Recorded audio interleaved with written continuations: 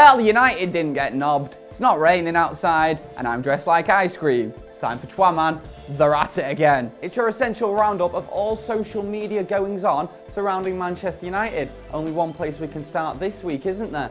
I was expecting to be doing This Week at Man United today in a terrible mood after we've been battered by our biggest rivals. That didn't happen, did it? We actually played really well against Liverpool. I thought we deserved the win. Alas, it didn't happen, but you know what? The performance was there, wasn't it? Some of our worst performers this year actually woke up and remembered what nationality they are. Pereira and Fred, they actually decided to play like Brazilians in this game. What is it about Man United and only buying terrible Brazilians, by the way? Have we ever had a good Brazilian? Sorry, Ando, that's not fair. Everyone's favourite, lovable, kind-hearted, nice guy manager, Jurgen Klopp. He's not an easygoing Mr. Nice Guy. He's actually a bit of a prick. Here he is speaking after the game and blaming everyone apart from his own team for conceding a goal. Pretty much everything went against us today. If you set up a team like Man United with the quality they have and make them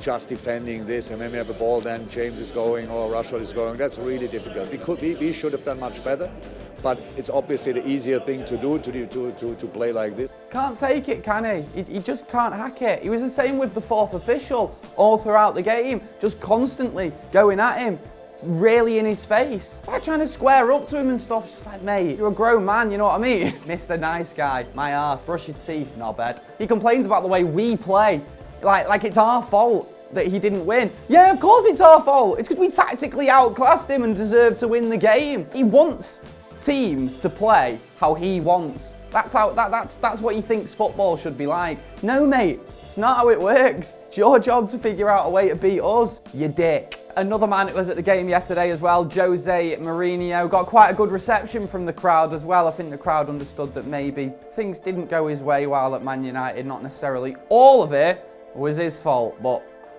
he didn't exactly do himself too many favours towards the end, did he? But anyway, all the crowd was singing Jose Mourinho, and he had a lot to say about those Klopp quotes as well. He wanted meat and he got fish, as Jose Mourinho put it. It's an absolute perfect analogy. Another complaint was that there was a foul in the lead up to our goal, apparently.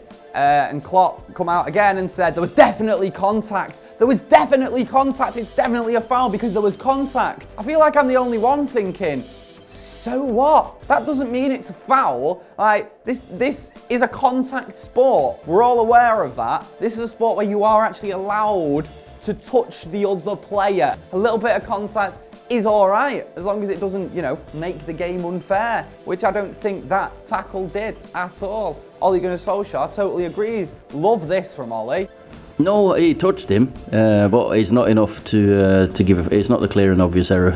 I don't think it's a foul. It's not basketball. We're not playing basketball. But Adam was there, of course, at Old Trafford, chatting to all the United fans. I was there as well. I did a Fancam with Charlie. How fast does Charlie speak? I've not seen him in a few years, and all of a sudden it's like he's on speed. He's not. I need to say that for legal reasons. He's not. When you allow Robertson and Arnold putting crosses into the box, you're always going to get a goal at the end of it. James was doing fantastic on his side, running his socks off. Honestly, it's like I was next to Eminem. It was crazy. And we have seen over the last few years, when United have gone through troubling, sticky, turbulent times, that a lot of frustration gets aimed towards the manager, doesn't it? Turns into wacky races at Old Trafford at times. Planes with banners flying left, right and centre above the ground on match day. We've had Moyes out on a banner, haven't we? We had Van Gaal out on a banner. Did we have a Jose out playing banner? I think so, probably. I can't remember. It was lovely to see before the Liverpool game that the focus of some fans' frustrations has turned from the manager to the owners, where it actually should be aimed. And that other fella as well in his office upstairs, Ed Woodward, our chief executive. We saw these banners before the game, and there was also this plane as well before the game against Liverpool. Good to see, man. Let's get these parasites out of the club. I wonder why I never get any work from MUTV. There's a new Amazon documentary coming out. You might have seen this. You know, they did one about City, and who was the other one?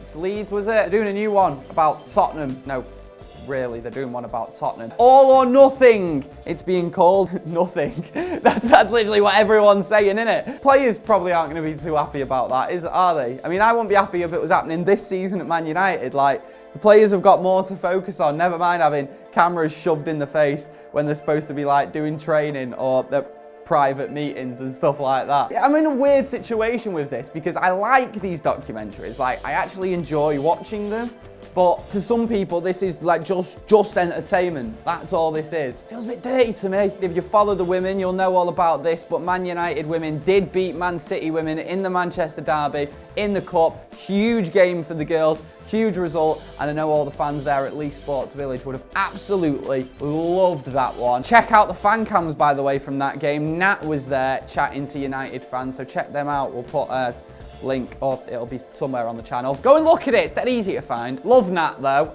Nat, big member of the Barmy Army, as they call themselves at Man United Women. I love it. I think they're like revolutionising the women's game, Man United Women fans, because they're actually making an atmosphere. They're actually making it a little, just the right amount of hostility towards the opposition team, so it gives the home team an advantage. That's why football has become so big. We love the rivalry, we love the passion. That is what has made football grow to the biggest game in the world, and it's exactly what the women's game should be doing as well. A little bit of passion from the stands, the players love it, and it just makes their game better as well and improves the quality of everything surrounding the game. Some fans of women's football don't want it to be like that. They want it to be dead friendly and mixed sections in the ground.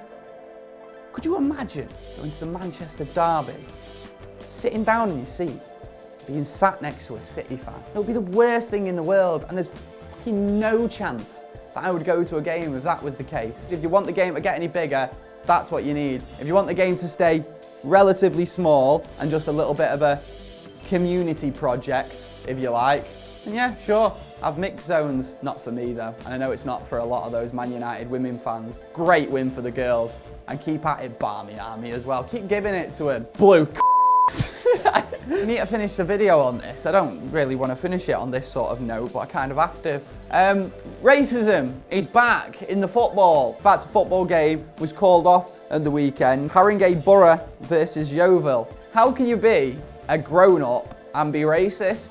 It's just pathetic. You're watching people on the pitch who are clearly more talented, more hard-working, more focused, more entertaining people than you, and all you've got is racist abuse. Like, I'm laughing because of how fucking stupid it is. All you're doing is showing yourself to be, ironically, ape-like. You're like a chimp in the stands, and these people just need kicking out of football. If you're a grown man and you genuinely say racist shit at football games, or wherever, actually, you're just a wrong'un who's been dragged up. And if we ever see it at Old Trafford as well, report it to a steward, because it's not on. Right, that has been TWAMAN, hashtag TWAMAN, not TWATMAN. Can you see that stain on my jacket, by the way? Get in the comments below if you want. Subscribe to the channel. Adam's got all the fan cams from the Liverpool game. We'll be there at the next one as well, and we'll catch you soon. All right, see you in a bit. Laters.